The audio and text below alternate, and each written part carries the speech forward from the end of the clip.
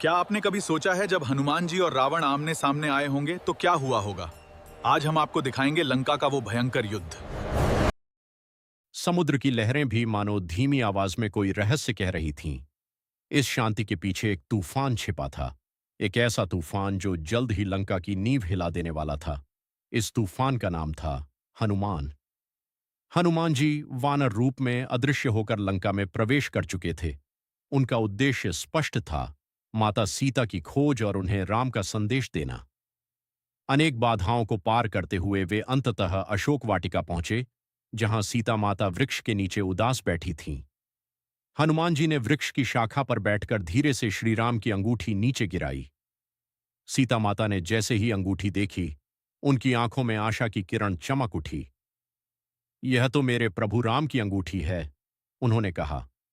तभी हनुमान जी नीचे उतरे और विनम्रता से बोले, माता, मैं रामदूत हनुमान हूं। प्रभु श्री राम शीघ्र ही आपको मुक्त कराने आएंगे। सीता माता की आंखों में आंसू आ गए। ये खुशी और आशा के आंसू थे। उन्होंने हनुमान जी को आशीर्वाद दिया और श्री राम के लिए एक चूड़ामणि दी, ताकि वे विश्वास कर सकें कि सीता सुरक्षित हैं। अब हनुमान जी का कार्य पूरा हो चुका था, लेकिन उनके मन में एक विचार आया।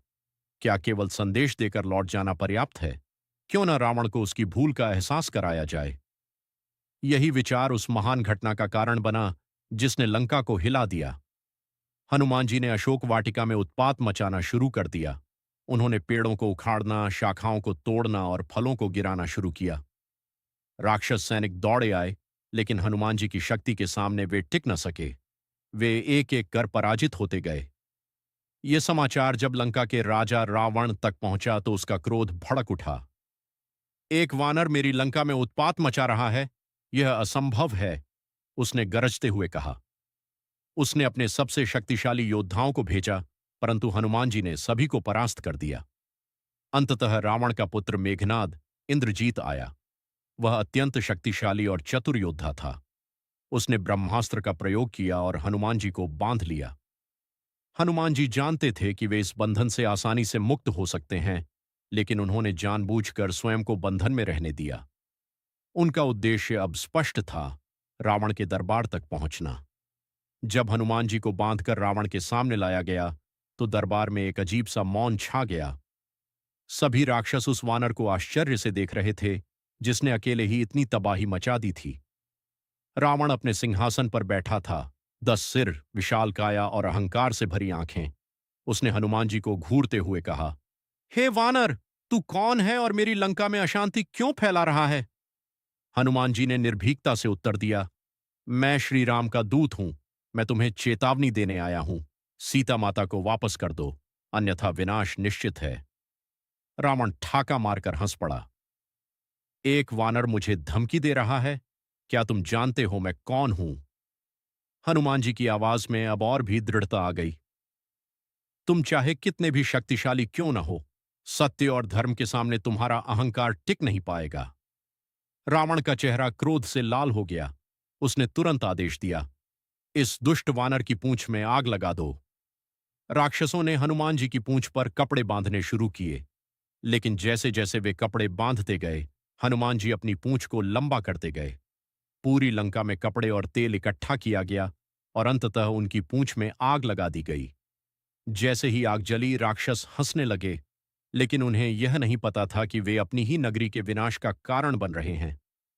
हनुमान जी ने अचानक अपना रूप विशाल कर लिया।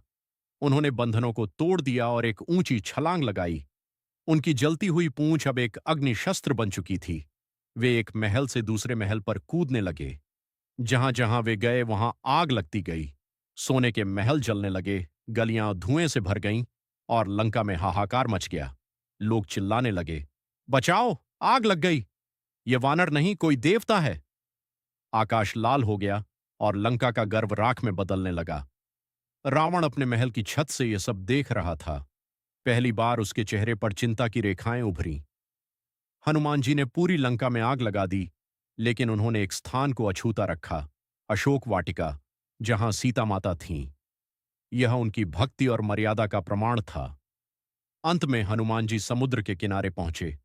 उन्होंने अपनी पूंछ की आग को पानी में बुझाया और एक ऊंची छलांग लगाकर आकाश में उड़ गए। उड़ते हुए उन्होंने लंका की ओर देखा और कहा, रावण, यह तो केवल एक संकेत था। जब राम अपनी सेना के साथ आएंगे तब तुम्हारा अंत निश्चित होगा। हनुमान जी वापस लौट गए, लेकिन उनके द्वारा दिया गया संदेश लंका में गूंजता रहा। उस दिन का सामना केवल एक युद्ध नहीं था, यह था भक्ति बनाम अहंकार, सत्य बनाम असत्य और धर्म बनाम अधर्म का टकराव। और इस टकराव में भले ही युद्ध अभी शुरू नहीं हुआ था, लेकिन जीत पहले ही तय हो चुकी थी। सीख: अहंकार चाहे कितना भी शक्तिशाली क्यों न हो, सच्ची भक्ति, सत्य और धर्म के सामने अंततः उसे झुकना ही पड़ता है। तो भक्तों, कैसी लगी हमारी ये वीडियो हमें कमेंट करके जरूर बताएं और सब्सक्राइब जरूर करें ताकि अगली वीडियो आप तक पहुंचती रहे। जय श्री राम।